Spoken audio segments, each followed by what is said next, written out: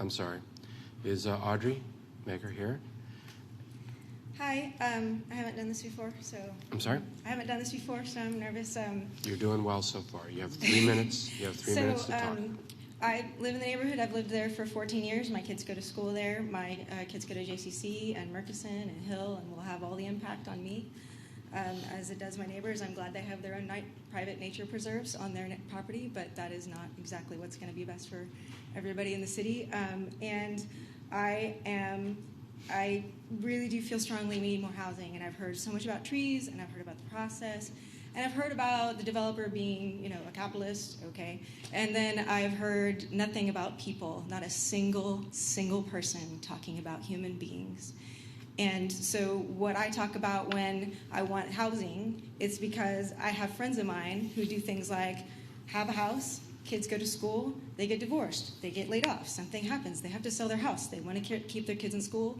They don't have a place that they can go find in the neighborhood that's small that they can look at. I've seen them try. I mean, I've seen them end up in apartments and all kinds of other stuff. But if there's no housing in the neighborhood, you get people that are removed. You get people that basically are saying the only kids could go to my kid's school, are people that can afford the $500,000 houses that we can all afford. We can have those people, but not those people. We can't have those people. And I'm not sure who they think is going to move into these places.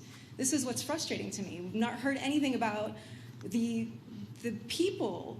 And it's frustrating because I drive by those signs, and I see it, and I talk to other people, and they're not here because they don't have time to make presentations and sit in boards and see, all of the neighborhood surveys and stuff. Like, we're working to afford the houses that we live in this neighborhood, and we're doing the best we can with our kids. And I just feel like people like me, no one talks to, and no one asks us. So I feel like I had to come down. And I think that the traffic issue is frustrating because I see people that live on Wood Hollow and Hart and North Hills use public transportation way more than any of these people. If you don't want traffic, get out of the car and stop being the traffic. I get so frustrated with that. The people that live over there are the people doing the things. They use the car-to-goes, they use the buses, and they're the more diverse and young and people that are making the neighborhood interesting because those are the people that can barely get a toe in.